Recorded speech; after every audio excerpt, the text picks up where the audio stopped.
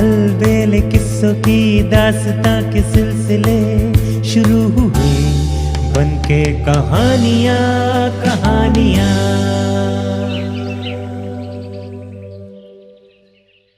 एक कहानी ऐसी भी। आइए सुनते हैं आज की कहानी, सच्चा सपूत। एक राजा था, वो अपनी रानी को बहुत प्यार करता था। एक दिन अचानक वो रानी के कमरे में पहुंचा तो उसने देखा कि रानी रो रही है। उसकी आंखों से टप टप आंसू बह रहे हैं। उसने रानी के रोने का कारण पूछा, भला तुम्हें किस बात का दुख है जो तुम इस तरह रो रही हो? तुम इतने बड़े राजा की रानी हो, तुम रोती क्यों हो? क्या किसी ने कुछ कहा है? बताओ, मैं अभी उसकी गर्दन उड़वा दूं। रानी कुछ देर चुप रही। फिर उसने सामने झरोके की ओर इशारा किया। वहां एक चकवे ने घोंसला बना रखा था। चकवा बाहर बैठा था, अंदर उसके दो बच्चे थे। चकवी उन्हें मार रही थी। राजा ने पूछा, वो चकवी बच्चों को मार क्यों रही है?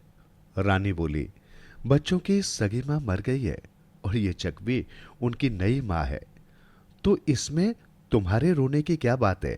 राजा ने हंसकर पूछा।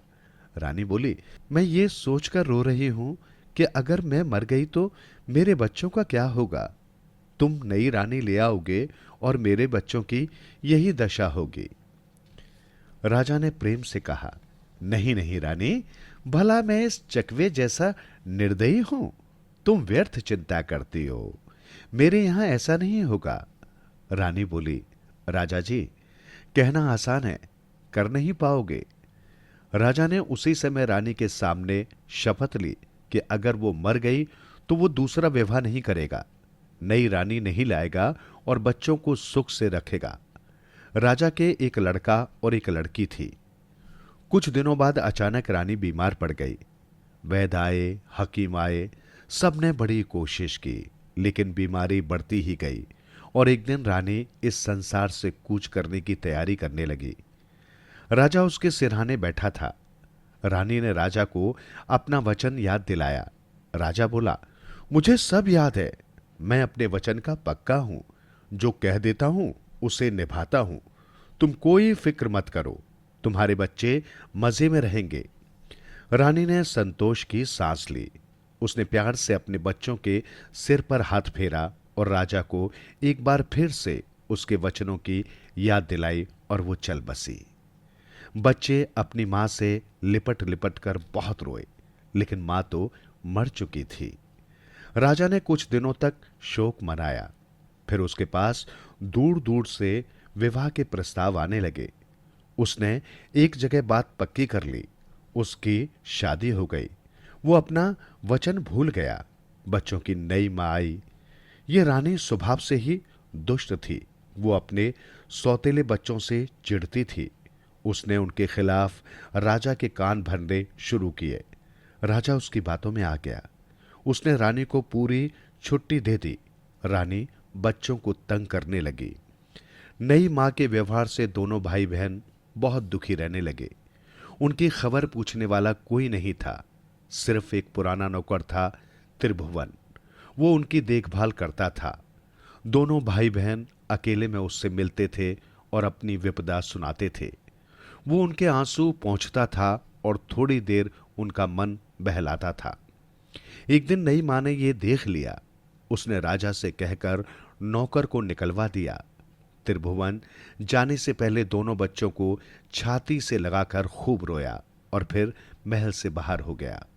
अब रानी उनको और भी तंग करने लगी। इसी तरह कई साल बीत गए। एक रात उसने मंत्री को अपने पास बुलाया। उसने मंत्री को एक बड़ा सा हीरा दिखाकर कहा, मंत्री जी, ये हीरा लेना है, मेरा एक काम कर दो तो ये तुम्हारा हो जाएगा। बूढ़ा मंत्री बोला, हुजूर आज्ञा दे, मैं तो आपका सेवक हूं। रानी ने कहा, ये कटार लो और इससे राजकुमार को मार डालो। अगर तुम ये काम नहीं करोगे तो समझ लो कि तुम्हारी जिंदगी खतरे में है। मैं तुम्हें मरवा दूंगी। मंत्री थर थर कांप रहा था। उसकी जान के लाले पड़े थे। वो राजकुमार की हत्या के लिए तैयार हो गया और बोला, लेकिन कटार से मैं नहीं मार सकूंगा, मेरा हाथ कांपता है। मैं उसे जहर पिला दूंगा। आज रात को शंकर के मंदिर में मैं ये काम करूंगा।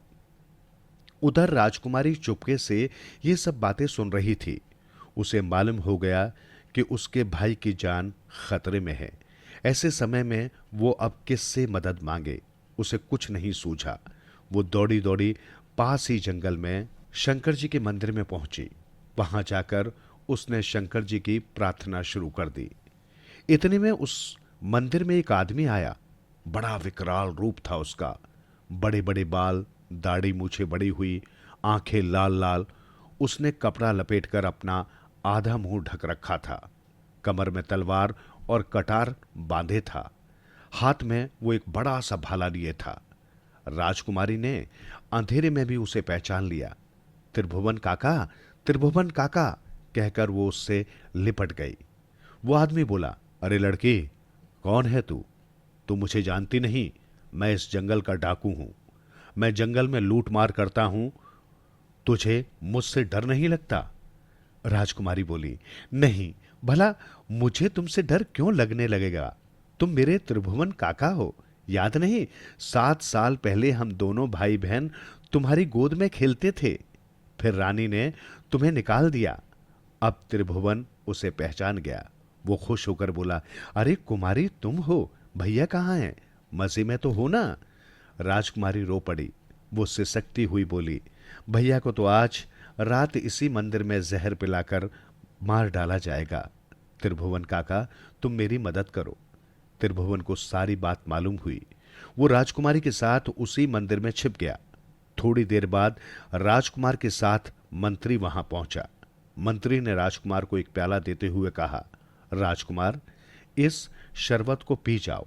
आज के दिन हमारे राजवंश में प्रथा है कि राजकुमार शंकर के मंदिर में इस प्रसाद को पीता है। राजकुमार को समझते देर नहीं लगी कि प्याले में क्या है, लेकिन वो कर भी क्या सकता था। वो प्याला हाथ में लेकर बोला, मंत्री जी, मैं जानता हूं कि इस प्याले में क्या है। ये शंकर का प्रसाद नहीं, जहर है। लेकिन लाइए, मैं इसे पी लेता हूं। राजकुमार ने जहर का प्याला होठों से लगाया ही था कि मंत्री ने उसका हाथ पकड़ लिया और प्याला ले लिया। फिर वो खुद जहर पी गया। थोड़ी देर में मंत्री का शरीर काला पड़ गया। जहर उसके शरीर में फैल गया। मरते मरते उसने कहा, राजकुमार, मुझे माफ करना, लेकिन जितनी जल्दी हो सके तुम इस राज्य से भाग जाओ। रानी तुम्हें जिंदा नहीं रहने देगी। मंत्री मर गया। त्रिभुवन निकलकर राजकुमार से मिला। फिर त्रिभुवन के साथ दोनों भाई बहन उसी रात भाग निकले। त्रिभुवन उन्हें रास्ता दिखाता चल रहा था। राजकुमारी के पैरों में कांटे चुभ गए थे। राजकुमारी बुरी तरह थक गई थी। फिर भी गिरते पड़ते वे भागे जा रहे थे। थोड़ी देर में भूखे भेड़ियों के एक दल ने उन्हें आ घेरा। भेड़िए उन पर हमला कर रहे थे और उन्हें खाना चाहते थे। त्रिभुवन के पास तलवार तो थी, लेकिन वो अकेला इतने सारे भेड़ियों को मार नहीं सकता था। उसने काफी देर तक उन्हें भगाने की कोशिश की, लेकिन भेड़ियों ने उनका पीछा नहीं छोड़ा। अंत में त्रिभुवन ने राजकुमार और राजकुमारी से कहा, मुझे अकेले मरने दो, तुम दोनों भाग निकलो। वो अपने शरीर से मांस काटकर भेड़ियों को खिलाने लगा। वो 2-3 टुकड़े अपने शरीर से काटकर उनकी ओर फेंकता था। भेड़िए मांस पर टूट पड़ते थे। उस बीच में दोनों भाग निकलते थे, लेकिन थोड़ी देर बाद भेड़िए फिर आ घिरते थे। फिर त्रिभुवन उन्हें अपने शरीर से मांस काट कर देता। इस तरह उस बहादुर सेवक ने अपना पूरा शरीर भेड़ियों को खिला दिया। वो मर गया और राजकुमार तथा राजकुमारी दूर निकल गए। रात बीत गई, सवेरा हुआ। चलते चलते दोनों भाई बहन एक राजा की राजधानी में पहुंचे। वहां उस देश की राजकुमारी का स्वयंवर हो रहा था। देश देश के राजा वहां आए हुए थे। चारों तरफ राजाओं के तंबू लगे हुए थे। एक बड़े भारी आहते में स्वयंवर रचा गया था। चारों ओर घेरा बांधकर बाहर से आए राजा लोग अपने अपने सिंहासनों पर बैठे थे। उनके बीच एक हथनी पर राजकुमारी बैठी थी। हथनी की सूंड में वरमाला थी।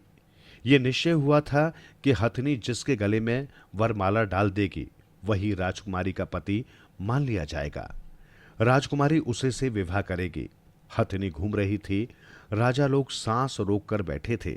सभा में उपस्थित प्रत्येक व्यक्ति सोच रहा था कि हथनी मुझे ही चुनेगी, मैं ही राजकुमारी को ब्याहूंगा। भला इतने बड़े राजा की ऐसी सुंदर राजकुमारी को कौन नहीं ब्याहना चाहता था। हर एक आदमी भगवान से मनौती मान रहा था कि हथनी तो मेरे ही गले में माला डाले। लेकिन ये क्या, हथनी पूरे मंडप में घूम आई और फिर मंडप से बाहर आकर एक अनजान लड़के के गले में माला डाल दी। वो देखने में भिखारी जैसा मालूम हो रहा था। कपड़े फटे हुए थे, पैर धूल में सने थे। थकावट और भूख के मारे उसका चेहरा उतरा हुआ था।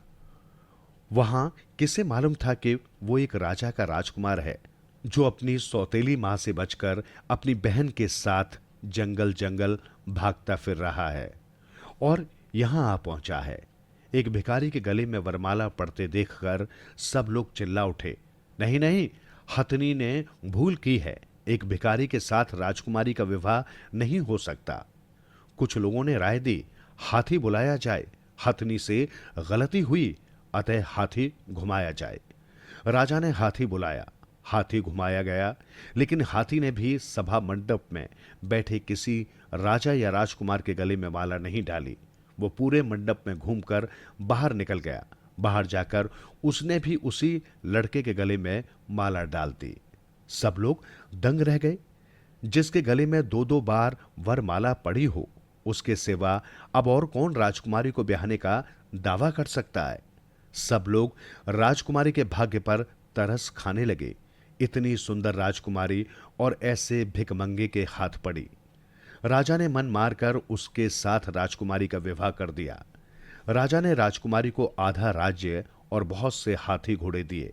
अब राजकुमार आराम से रहने लगा। उसने अपनी बहन का विवाह उसी राजा के भाई के साथ कर दिया।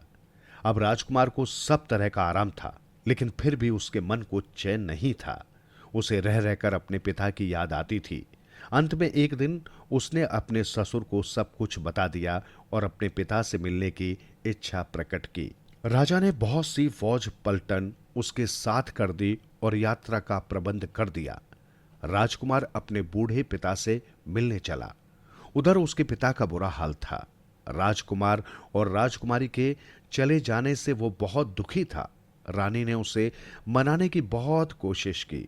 उसने राजा को बताया कि कुंवर और कुंवर रानी दोनों बहुत खराब थे।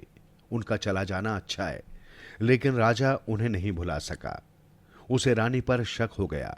उसने रानी से बोलना बंद कर दिया। दिन रात वो अपने बच्चों की याद में रोता रहता था। राजा दुखी था, इसलिए किसी काम में उसका मन नहीं लगता था। देश चौपट हुआ जा रहा था। राज्य में बुराइयां बढ़ती जा रही थी। कोई किसी की नहीं सुनता था। सब लूट मार में लगे थे। आसपास के राज्यों से लुटेरे चढ़ आते थे और लोगों का माल असबाब लूट ले जाते थे। पड़ोस के राजाओं ने हमले करके राज्य का काफी हिस्सा छीन लिया था। राजा में अब किसी से लड़ने की हिम्मत नहीं थी। एक दिन उसे खबर मिली कि एक राजा अपनी सेना के साथ बढ़ा आ रहा है। उसके पास अनगिनत हाथी घोड़े और सिपाही हैं। इतनी बड़ी सेना का मुकाबला करना असंभव था। राजा ने उसके सामने हथियार डाल देने का निश्चय किया। वो मुंह में तिनका दबाकर और उल्टी तलवार हाथ में लेकर आक्रमण करने वाले राजा की शरण में पहुंचा। उसे क्या मालूम था कि जो राजा अपने दल बल के साथ आ रहा था, वो हमला करने के लिए नहीं, बल्कि उससे मिलने आ रहा था। वो उसका अपना बेटा था, जो कुछ साल पहले यहां से चला गया था। राजकुमार ने जब अपने पिता को आते देखा तो उसकी आंखों में आंसू भर आए। वो पालकी से नीचे उतर गया और अपने पिता से लिपट गया। अपने बेटे से मिलकर राजा मारे खुशी के फूला न समाया। खूब धूमधाम के साथ दोनों ने नगर में प्रवेश किया। लोगों की खुशी का ठिकाना नहीं था। उनका राजकुमार लौट आया था। अपने साथ इतना धन दौलत और हाथी घोड़े लाया था। उसके साथ उसकी सुंदर रानी भी थी। लोग खुशी में झूम रहे थे। जब रानी ने सुना कि राजकुमार लौट आया है तो उसके प्राण सूख गए। उसने सोचा कि राजकुमार ने राजा को सब हाल बता दिया होगा। उसने आत्महत्या की तैयारी की। वो जहर का प्याला पीने जा रही थी कि उसी समय राजकुमार वहां पहुंच गया। उसने अपनी सौतेली मां के हाथ से जहर का प्याला लेकर दूर फेंक दिया। वो उसकी गोद में सिर रखकर रो पड़ा। रानी ने उसे छाती से लगा लिया। रानी के मन में मां का प्यार उमड़ आया। राजकुमार बोला, मां, जो कुछ हुआ है उसके बारे में तुम कुछ न कहना, तुम्हें मेरी कसम। फिर राजा ने राजकुमार को खूब धूमधाम के साथ गद्दी पर बिठाया। सब लोग सुख से रहने लगे।